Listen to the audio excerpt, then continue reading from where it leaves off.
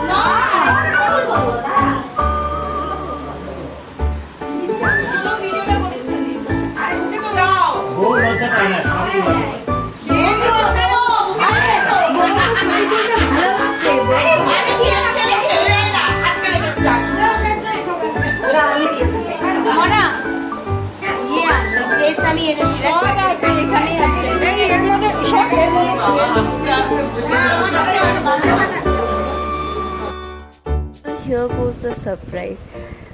আজকের দিনটা was a family get together come মা বাবার anniversary celebration. So what about turning it into রাখি? Yes, 19 তারিখে রাখি আমি ভালো করে জানি।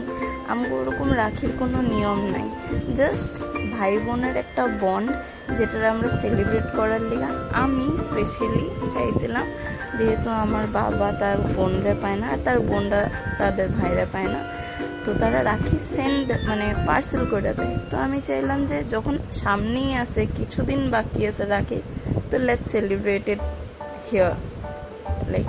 তো আমি রাখি কিনা আনছি, সবার দেওয়া পড়াইছি, অ্যান্ড দে ওয়ার হ্যাপি।